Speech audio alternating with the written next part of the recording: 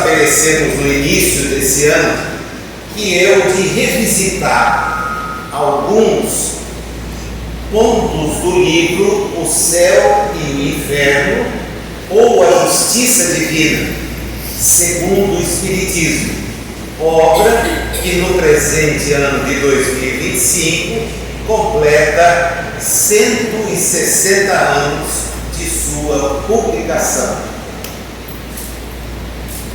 Como nós não temos condições de abordar o contexto do livro todo, que seria recomendável e é sempre indicado para quem frequenta uma casa espírita, nós temos selecionado da segunda parte alguns dos depoimentos, alguns dos cases, como chamaríamos hoje, que fizeram com que Kardec escrevesse a primeira parte. É curioso, porque quem toma o livro nas mãos vê que ele tem duas grandes partes. Uma primeira composta de teoria, na verdade, de pura reflexão. Ele não está teorizando, ele está refletindo. Não cria nada, ele deduz.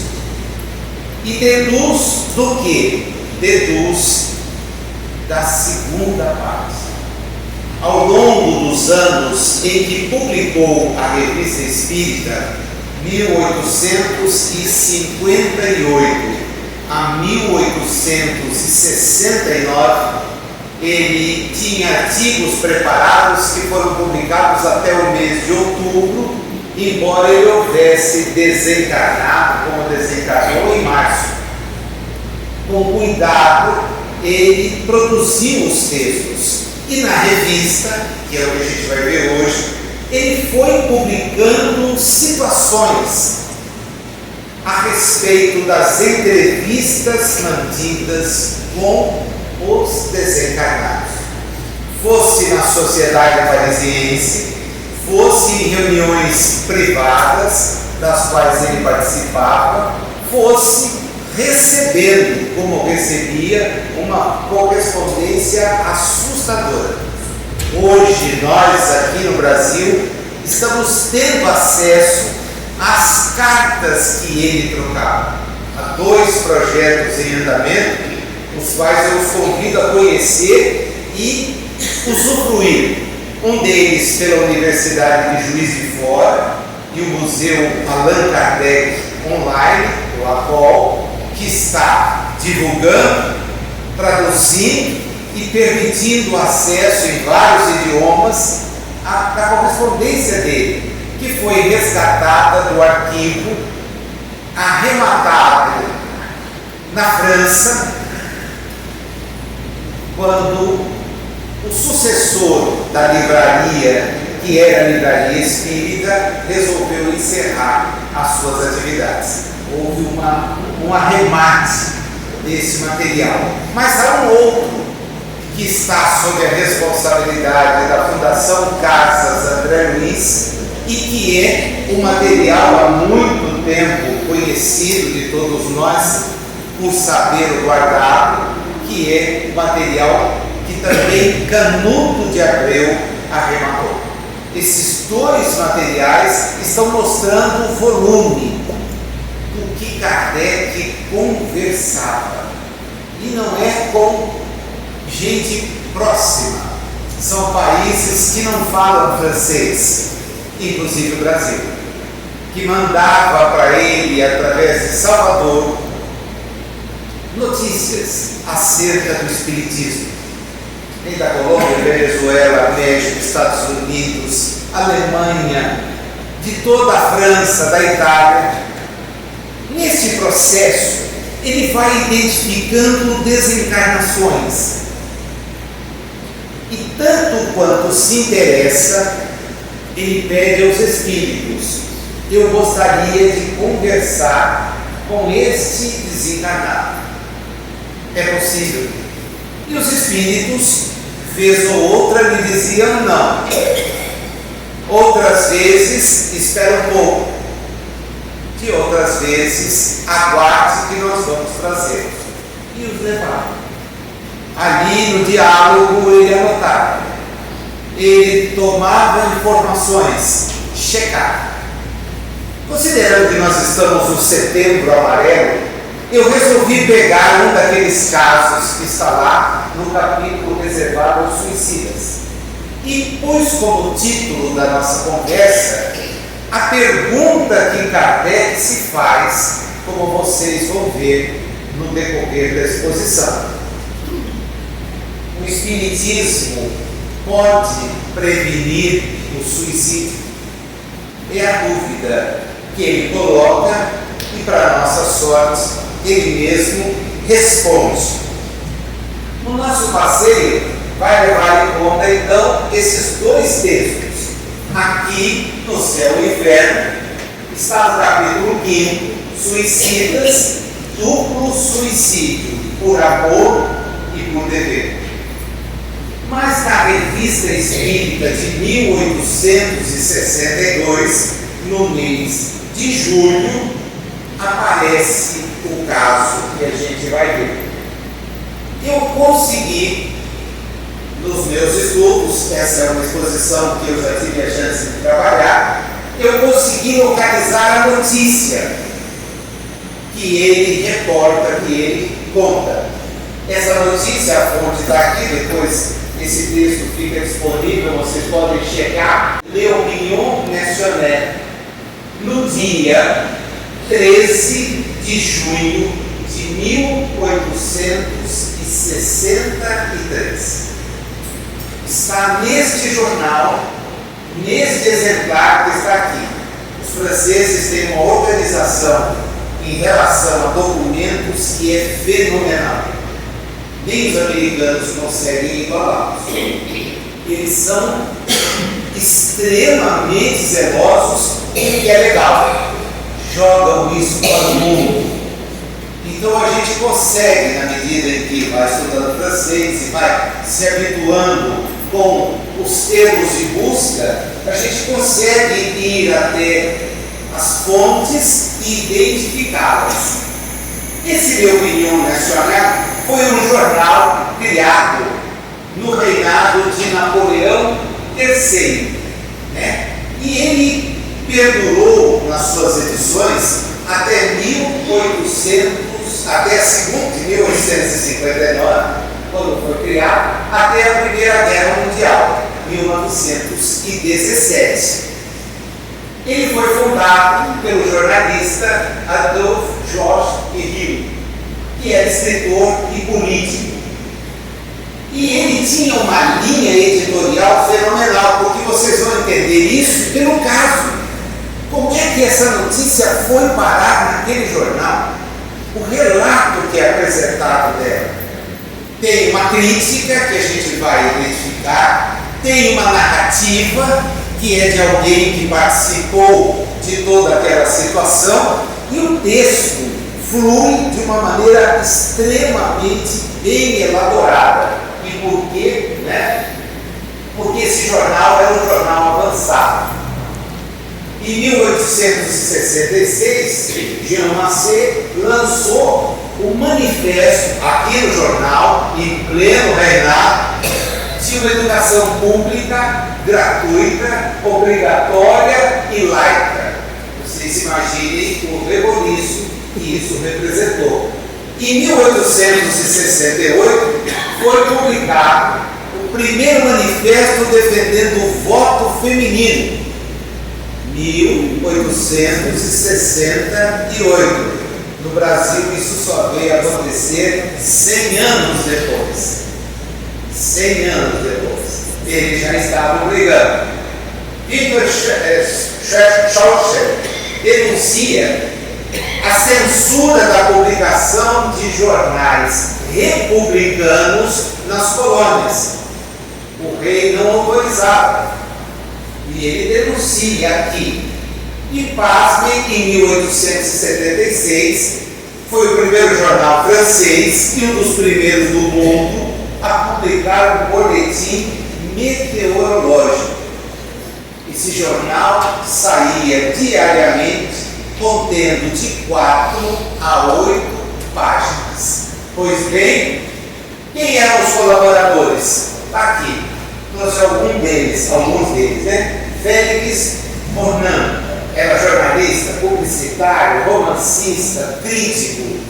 Então, essa massa de gente inteligente como Émile Chevalier, que foi um homem, um escritor fantástico, esse livro dele, O Inferno e o Paraíso, do outro lado do mundo, né? Escrito sobre os Estados Unidos e o Canadá, em que ele mostra o conflito entre a visão religiosa, que ele chama inferno, e o céu, que é a ciência, o conhecimento, que quer levar o homem a emancipar-se. Ele diz, a coisa por aqui anda difícil, porque há censura, há limitação de que a gente pesquise. Henri Louis Tollan, que foi sindicalista, nas páginas do jornal, ele publicava notícias sobre empresas, sobre infrações, etc. Arthur Coguin, que foi um fantástico crítico musical. Ele escrevia regularmente no jornal as críticas. Por que eu fiz isso? Para vocês entenderem a notícia. Porque agora vem lá no meio, numa coluna que não tem chamadas, né? Exceto um pequeno destaque, porque não se permitia, com esse nome, fatos diversos, aparece um relato muito interessante. Eu não trouxe o texto em francês, porque acho que é ficar perdendo tempo, mas começa assim. Terça-feira última, na igreja da Boa Nova, que na verdade é Notre Dame, o nome completo é exatamente isso, Nossa Senhora da Boa Nova, entraram juntos 2 caixões. Eram acompanhados por um homem que parecia presa de uma dor profunda e por uma multidão considerável, na qual se notava a tristeza e o recolhimento. E ele então faz o relato do que aconteceu. Palmir, o senhor E e o senhor P. Enquanto jovem, Palmir, que era uma modista, uma costureira, tinha um afeto imenso pelo senhor P. E nos seus planos se casaria com ele. Era assim que ela julgava pudesse vir a experimentar dias venturosos. Comunicou isso aos seus pais, mas seus pais, como a época era possível, e em alguns países até hoje disseram não.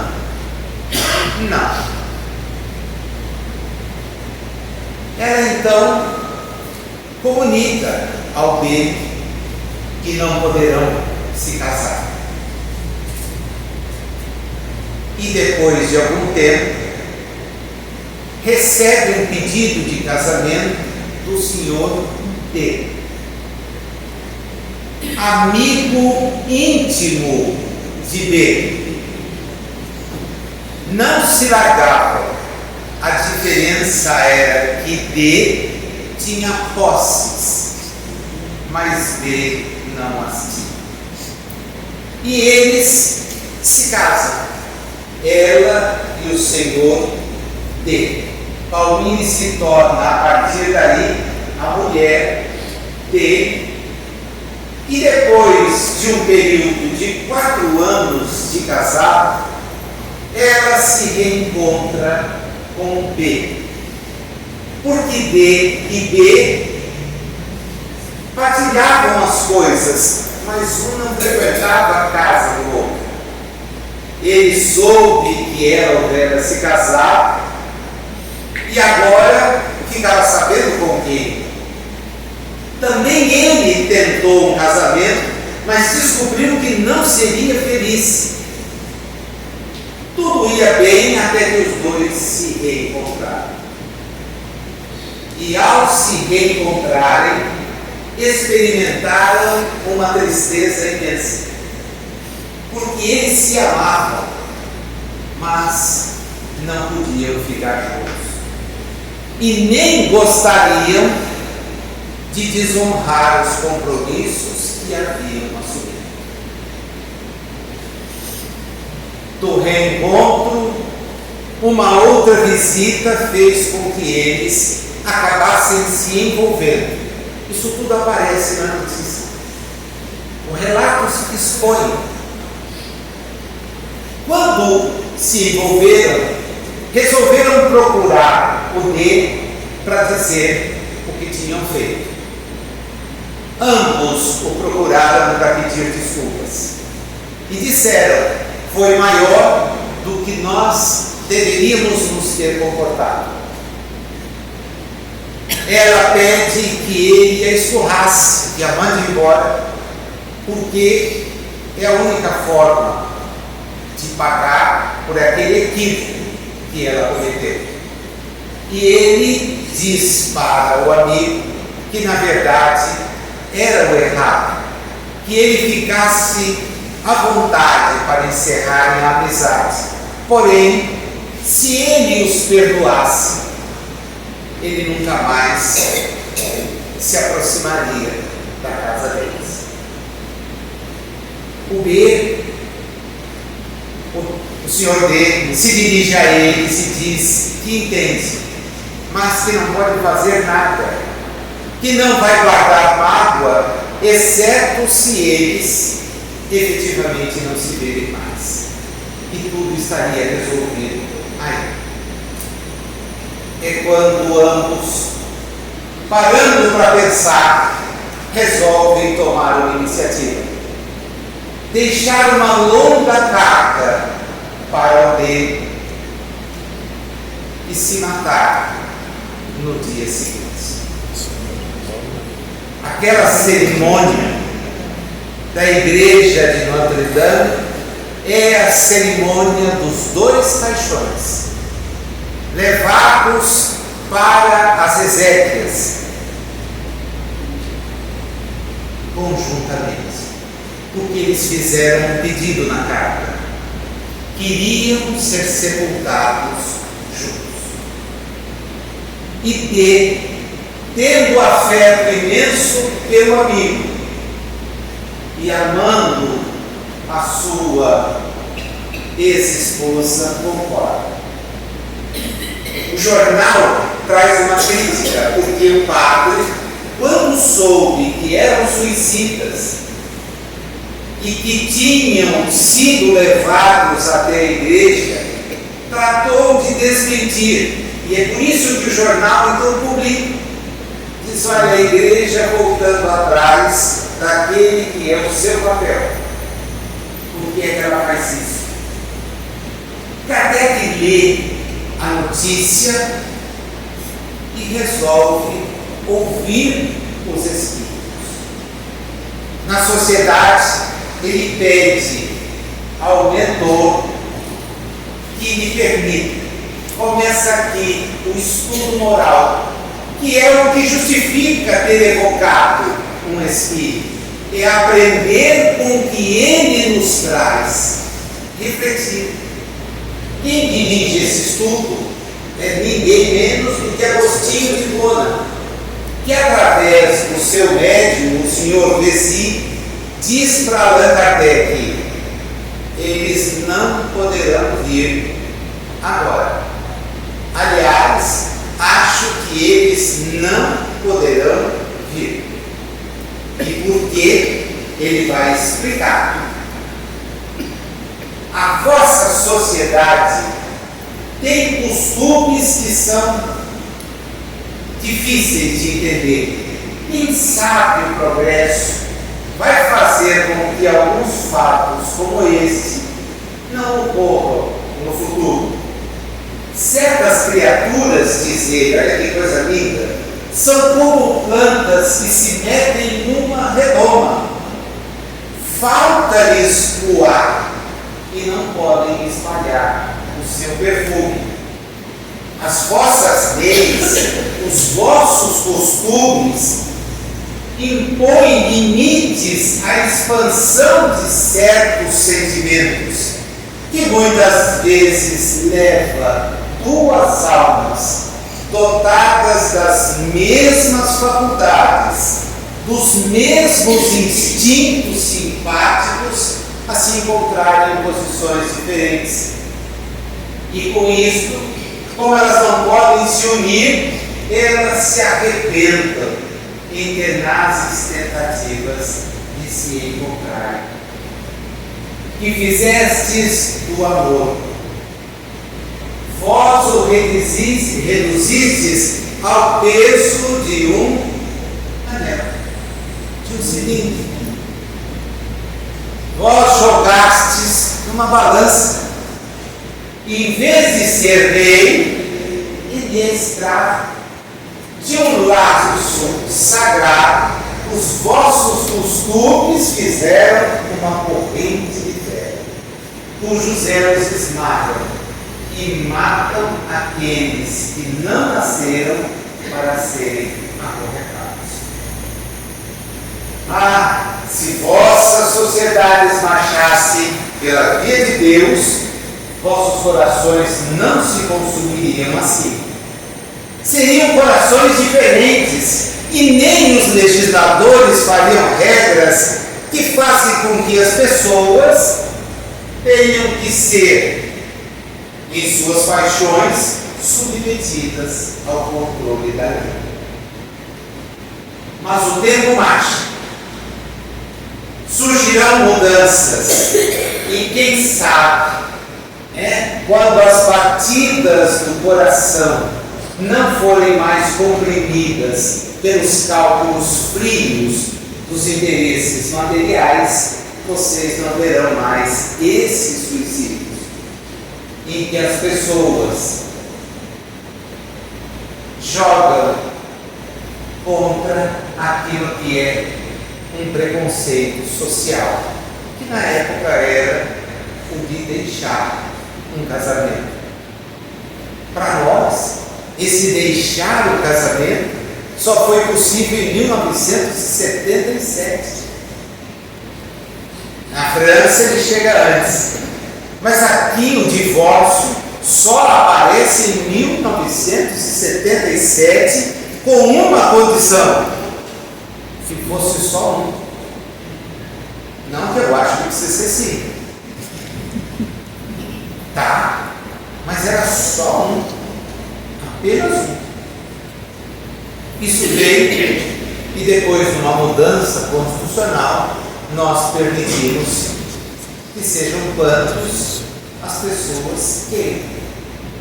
Mas lá não era possível. Ela não podia deixá-lo. Ele não podia deixar a esposa. E a bobagem que eles fizeram foi imensa. Um outro espírito se comunica, Louis-Henri Georges, que assina na codificação Espírito Georges. Vocês vão encontrar a mensagem dele no Céu e Inferno, vão encontrar a mensagem dele em O Evangelho segundo o Espiritismo. Infelizmente, nós não dispomos de nenhuma imagem dele. Olha, eu já mexi de todo lado com uma porção de gente que troca figurinha espírita, assim, né? Você tem a foto da Costela, por acaso você tem. Hoje a gente tem um banco fenomenal que é o CSI do Espiritismo, né? O CSI do Carlos Sete é algo fenomenal. Ele está corrigindo todas as distorções que os espíritas, ao longo de mais de 100 anos, vieram mantendo, por equívoco. Todo mundo aqui já ouviu falar, as meninas da codificação, as jovens, erro crasso de Canuto de Abreu, crasso. Elas eram mulheres de 30 anos, não que uma mulher de 30 não seja uma menina, por favor. Mamãe mesmo desencarnou com 45. Já tinha 70, mas não podia dizer que passava dos 45. Ficava ali a Francisca chegou agora aos 70. Depois de muito tempo, né? Eu, porque perdi o cabelo, nem idade tenho mais. Agora, quando você acha, eu estou indo para o que elas acham. Minha neta disse, acho que são 88.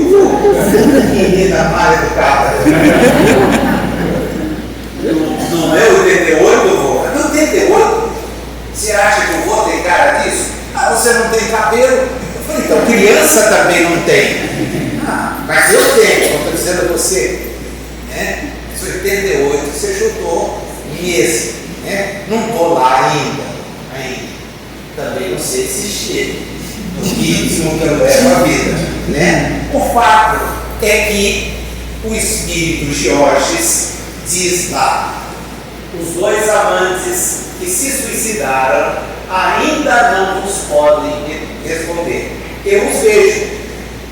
Deixa eu só dizer uma coisa para vocês.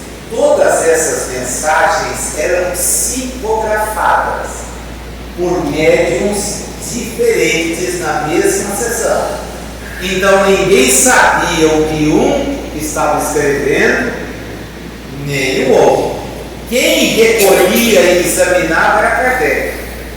A pergunta que ele fazia às vezes estava no bolso do colete. Os médiuns não sabiam o que ele perguntava.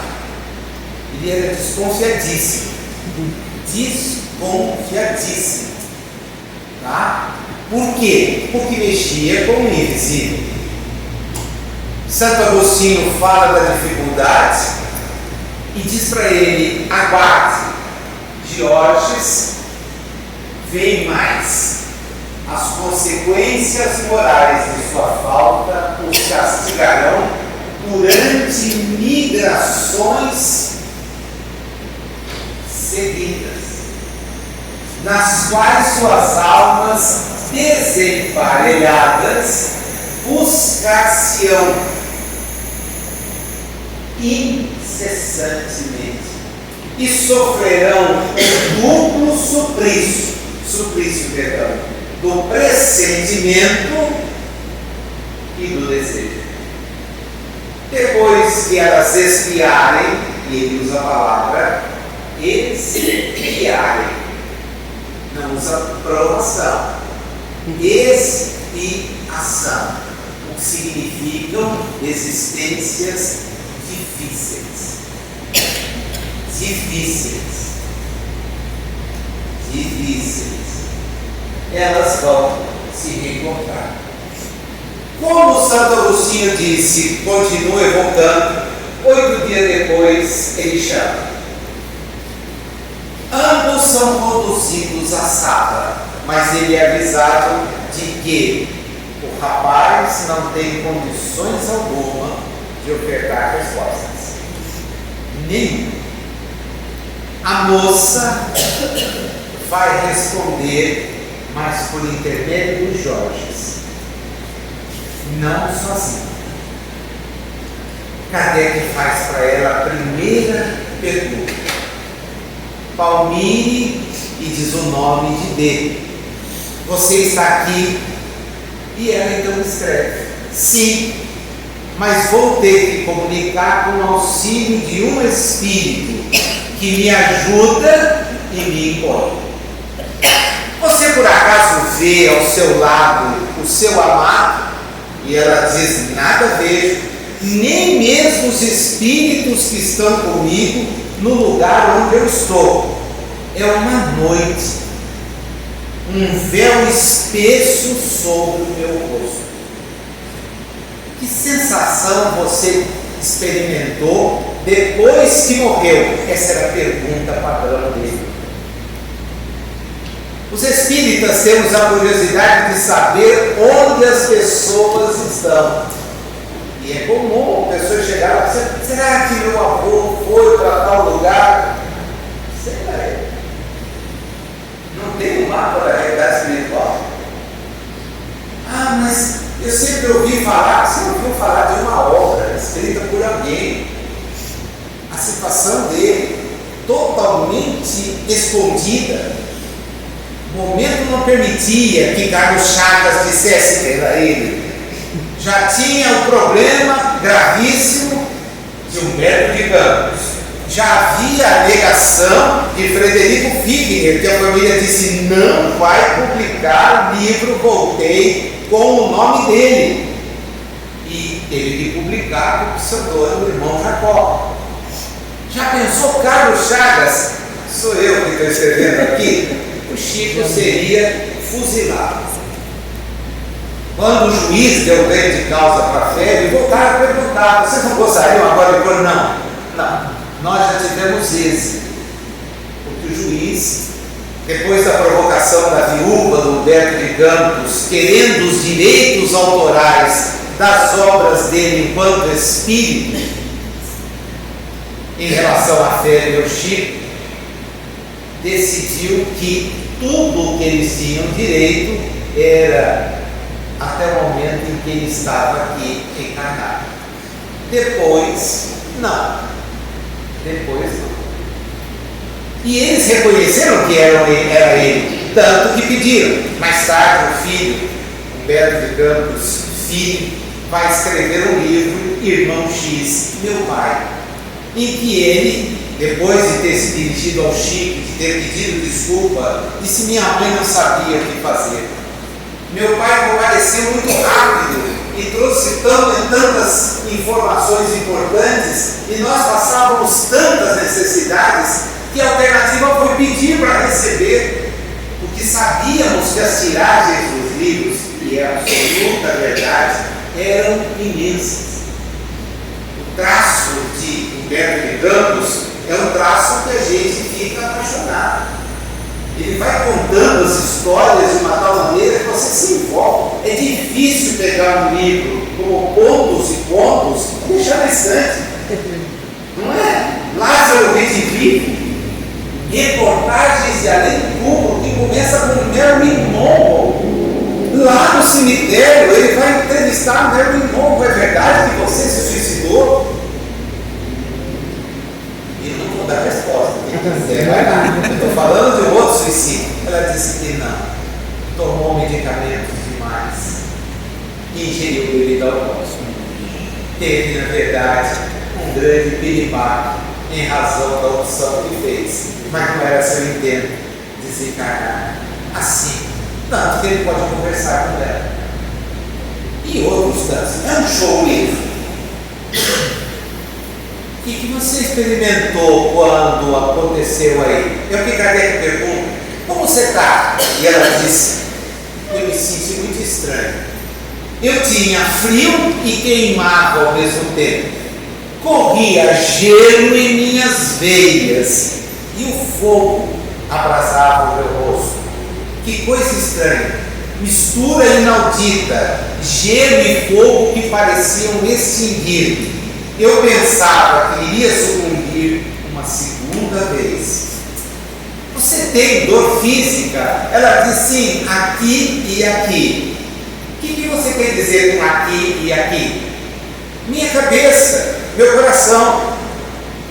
E ele diz: é provável que se a gente pudesse ver, haveria colocar a mão nos dois pontos. Você acha que vai ficar sempre na situação que está? E ela diz: sim, sempre, sempre. Por vezes eu escuto risos infernais, vozes espantosas que me gritam: sempre, sempre assim. Ora, nós vos podemos dizer com toda certeza que não será sempre assim. Arrependendo-vos, obtereis o perdão. E ela: que dissestes? Não compreendo. Repito, esses seus sentimentos vão ter um termo. Só entendi uma palavra, mas não entendo o que você diz. E a palavra que eu ouço é adultério, suicídio, crimes, ódio. Adultério, suicídio, crime, ódio. É só isso que eu ouço. Mais nada. Mais nada. Você está nas trevas. Você não nos vê. Mas olha só, escuto palavras. sei nem quem está falando. Eu nem sei de onde elas vêm. Você não vê aí perto aquele a quem você tanto ama? E ela diz, não. Onde ele está?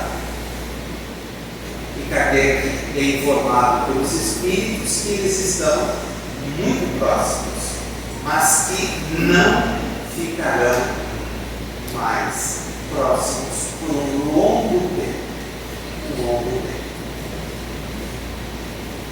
Vem aí então a segunda parte do estudo moral. Depois de examinar tudo aquilo, de olhar a notícia, de ter tido a chance de evocar os espíritos, de ver a narrativa feita pelo marido nas páginas do jornal, da compreensão, mas ao mesmo tempo da não aceitação, do desespero de dois moços que se amavam e foram obrigados a traçar caminhos que não se cruzariam tão cedo mais, como não se cruzaram ali. Ele nos dá esse estudo que é fenomenal. E é onde ele faz a pergunta que a gente já vai ver. Diz ele, é um padrão os espíritos criminosos não enxergarem nada à sua volta. Absolutamente nada. Vivem mesmo numa escuridão.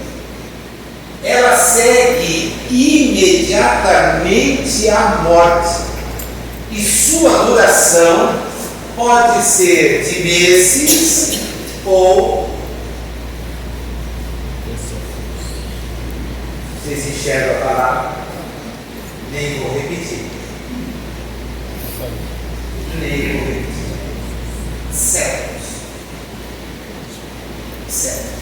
O espírito de Castelo Aldaire já tinha dito isso para ele. Três séculos dentro do mesmo imóvel. 3 séculos. A casa assombrada que ninguém chegava perto. E quem comprou foi morto de susto dado pelo espírito. E o filho que tentou foi esbofeteado. E aí procurou a sociedade parisiense através de um amigo, disse: o que está acontecendo lá? Kardec foi do mesmo jeitinho. Dá para a gente saber quem está lá? Primeiro, tem alguém? E a resposta veio: tem. Dá para saber? Sim. Dá para trazer? Não vai ser fácil. Mas, espera. Vale a pena ler esse depoimento. Está no seu inferno. São páginas e páginas que a gente fica apavorado de ver o endurecimento de alguém se apegar àquilo que te esqueceu. Gente, eu conheço pessoas assim, vivendo hoje. Eu conheço. E eu fico numa tristeza enorme, porque dizem: a minha casa, ninguém vai usar a minha casa. Ai de quem entrar lá depois, porque vai ter que usar. Nossa, as coisas estranhas acontecem aqui, filho. Ouvir barulho de corrente, eu já cansei. Arrasta corrente, range imóvel, acende luz. Como as pessoas têm medo, costumam chamar espírita para ele, né? Espírita não tem medo de espírito. Tem medo é de encarnar, porque pode querer me fazer virar espírito. Manda armar, dá um tiro por qualquer bobagem numa discussão de trânsito. Desce no carro, dispara 5 tiros no outro e diz: olha, foi sem querer, vou para a academia, continuar minha atividade. Pô, meu, que mundo você vive, que século que você está? Que século que você está por ter uma arma? Você acha que eu vou ter medo de espírito? Claro que não. Ah, mas ele é feio. E eu? Pensa que eu não tenho espelho em casa. O sujeito fala: ah, ele é feio. Será que você olhou no espelho em detalhes? Quando você olha, você fica arrepiado. Ainda bem, que bonito é. Se daí eu fiquei patrão de beleza, a Dani não está aqui para socorrer, ela já socorreu o nome. Eu sei que se ela ouvisse a música, licença ao cantor eu gravei, tá? Porque a Dani ama de paixão, né? E quando eu vi ela no Bolivir cuidando dos filhos, né? Nós acabamos de adotar 3 filhos. Eu tive a desencarnação de um peludo que era meu amigo há 10 anos e me entristeci. E ela resolveu, no dia do meu aniversário, me dar um presente. 2 dias antes de eu voltar, ela ela ganhou um Maltese, como era o Rhodes. Na noite que precede a minha vida, ela recebe a ligação da mulher que deu: olha, você precisa vir buscar o irmão, porque o irmão não para de chorar. Nossa, eu não falei nada para o Nasir. Quando ele chegar, dá divórcio, né? Eu chego e os dois lá.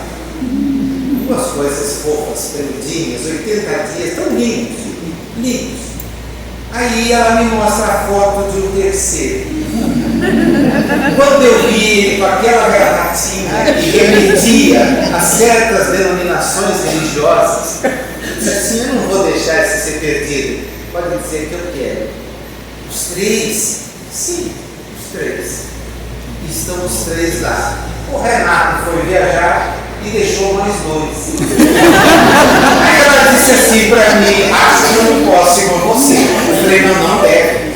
Não deve, a não ser que a gente ponha cada um numa jaula. Porque os 2 Renato já são maiores, vocês são terríveis, 2 Spitz.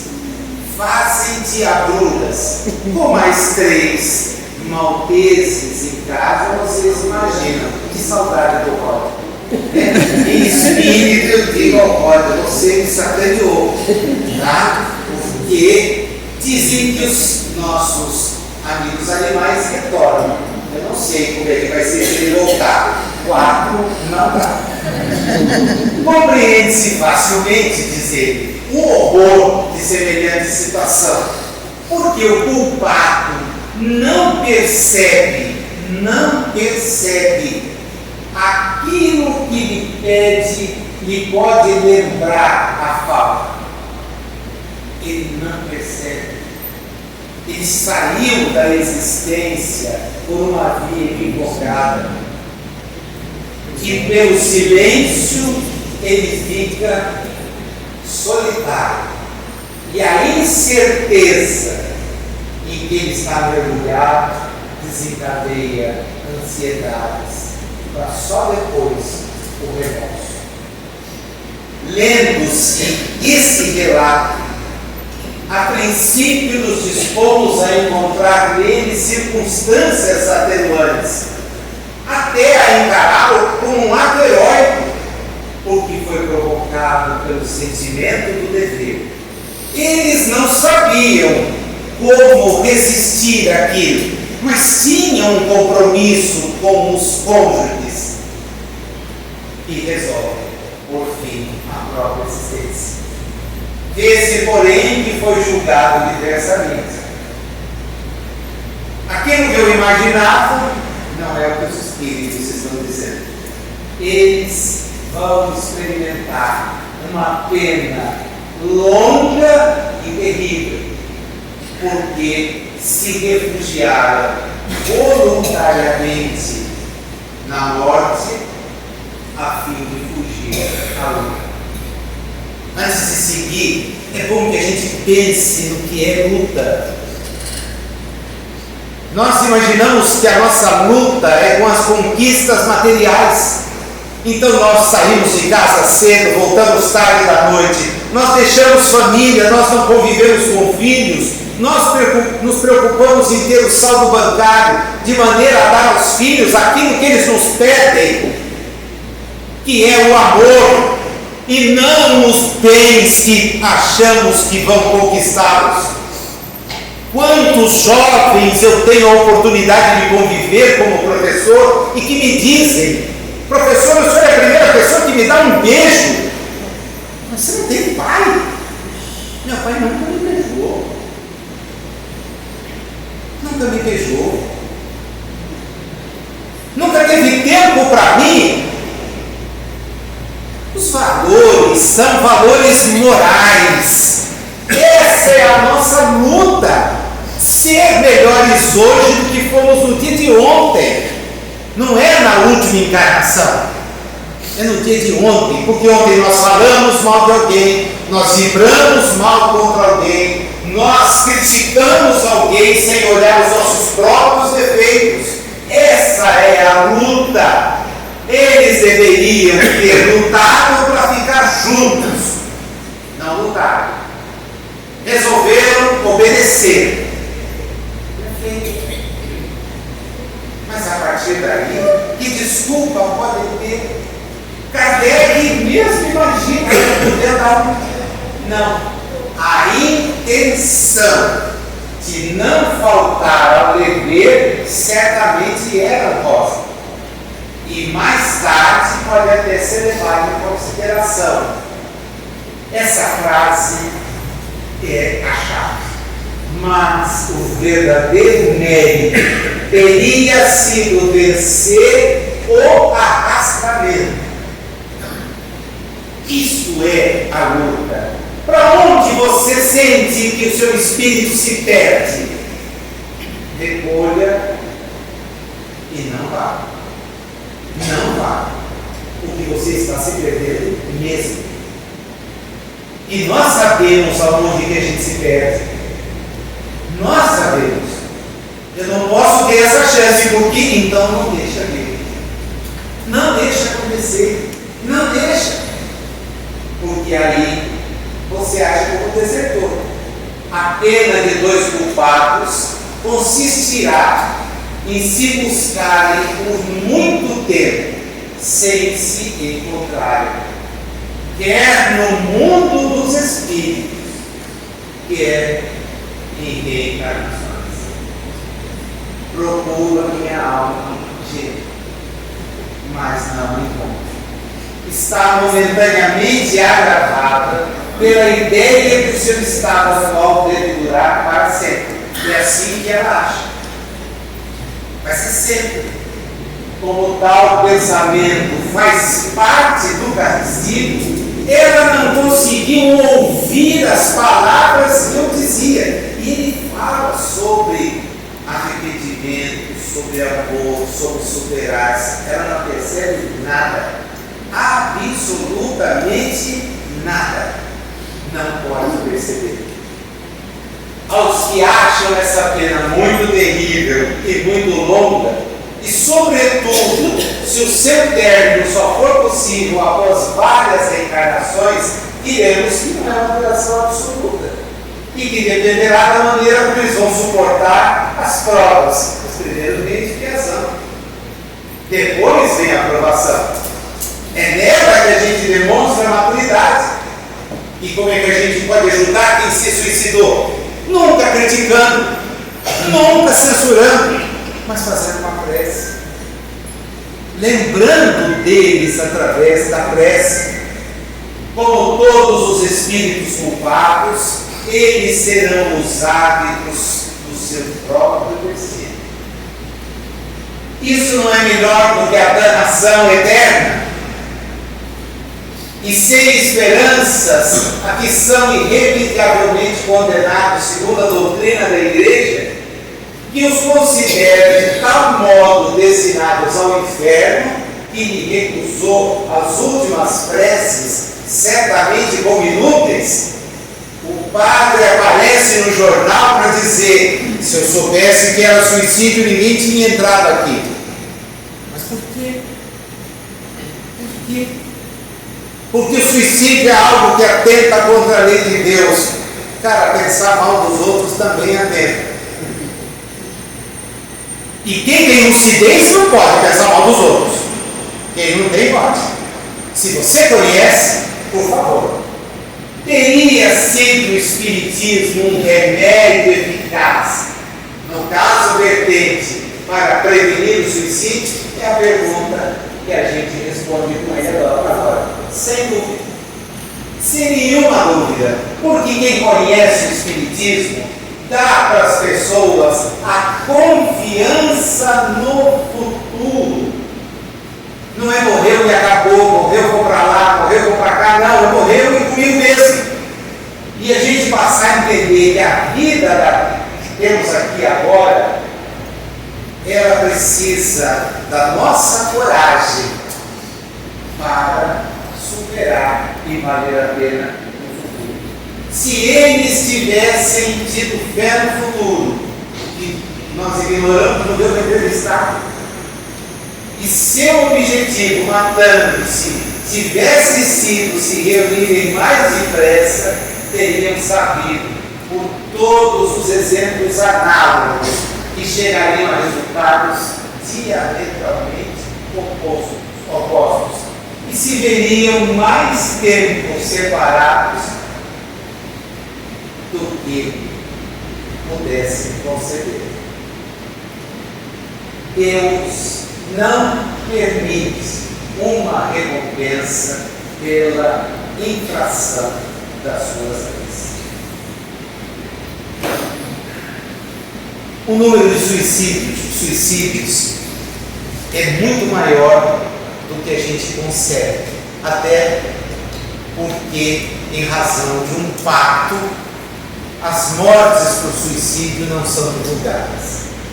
Há pessoas que, estimuladas por isso, também buscam se suicidar. Agora, meus amigos, minhas amigas, saber-se espírito, como sabemos, é uma bela vacina em relação a essa ideia.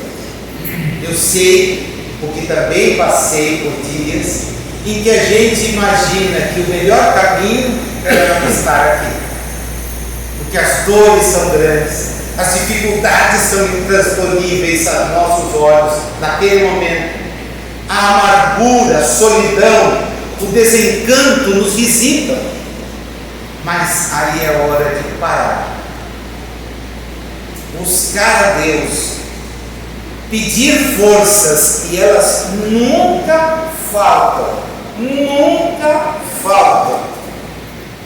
de seguir em frente. Por quê?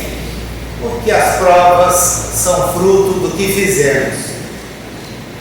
E tomara as de amanhã não se convertam em expiação pelos equívocos que cometemos.